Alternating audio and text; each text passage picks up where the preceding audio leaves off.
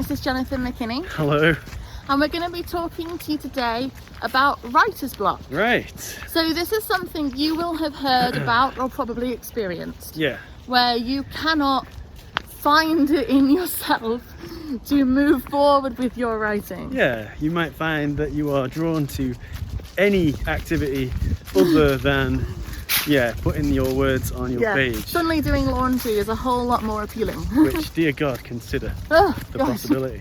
But yeah, writer's block. So I get it sometimes, you get it. Sure. But I find that I am more likely to get writer's block when there is a reason my story isn't moving forwards. Okay.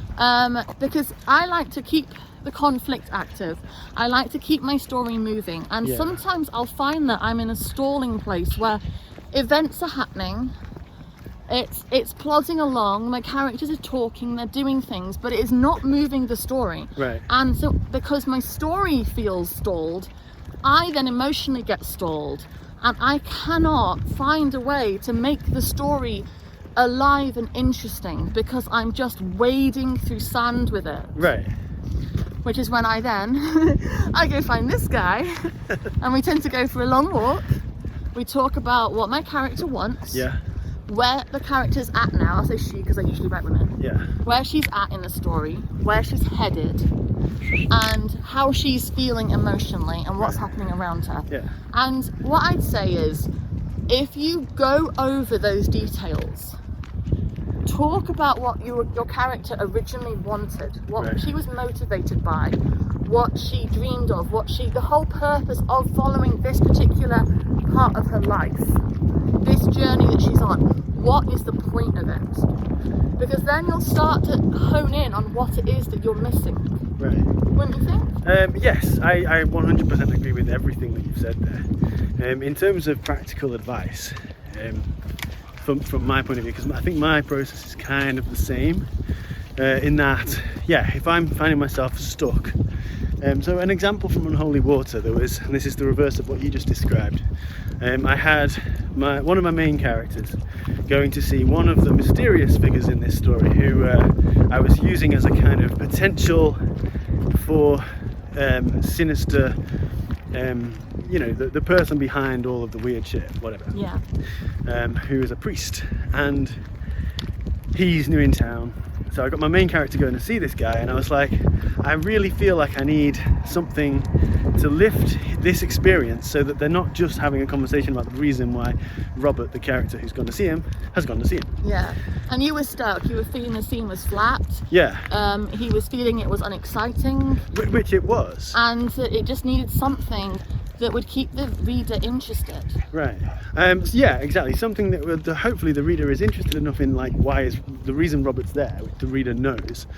But that can be a little dry. You want some flavour. Yeah, you want it to some feel sauce, shall we say? Yeah, you want it to feel more than just facts that are being exchanged. So anyway, we spoke about it, and JJ gave me a great piece of advice, which was to have the priest be doing something that's both mundane if you're a certain type of person, but also quite macabre if you're not. So I won't say what it is, but go read the book and find out. But yeah, for me it was a similar thing that I go through, that it didn't feel alive. Right.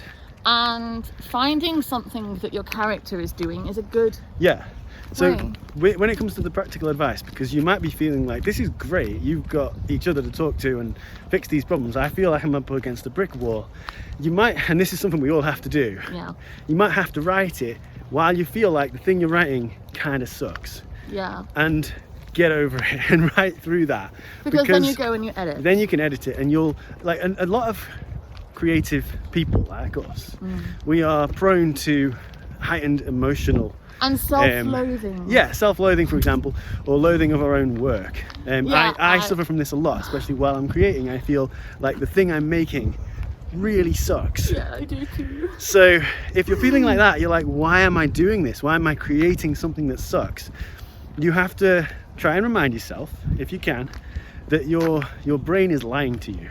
Also, your work doesn't suck. If it does, which it could at moments, like overall I'd say no, it doesn't, but you might, you might have a scene that is flat. The thing is that the brain is lying to itself, though. Like, oh yeah, absolutely. But if you've got a bit of your story that isn't up to scratch, you can then go back and weave things into it. Yeah, what I'm saying is, when you write through that feeling like, oh, this sucks, when you sit down to read it back the next morning or the next night, it might need some tweaking, it might need some details, some flourishes. You might feel like, yes, it does suck, but now I can fix it. Or you might be like, actually, do you know what? It's actually really good. But honestly, if you can zoom in your mind on the character, because if what's making you suffer this writer's block is that you are feeling lost, that you don't feel like your story is going anywhere and it isn't having a purpose. Right. Hone your mind in on your lead character, your protagonist.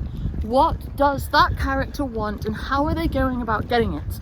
And if they've fallen off that path and they are no longer in pursuit of what it is they want, they are no longer driven by that because you've got derailed, you've got distracted, you've followed a white rabbit down a hole and you haven't kept to your story, just go back to where they last were doing it and start fresh on that bit of your story and start sending them more clearly on that journey, because a lot of the time it is just that you've just got a bit distracted.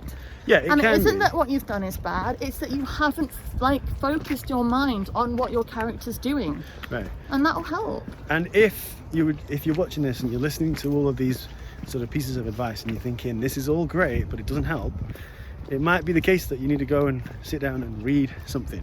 Read something that somebody else has written. You might be just empty creatively. And we all kind of became writers because we'd filled up on watching other people's films and reading other people's books.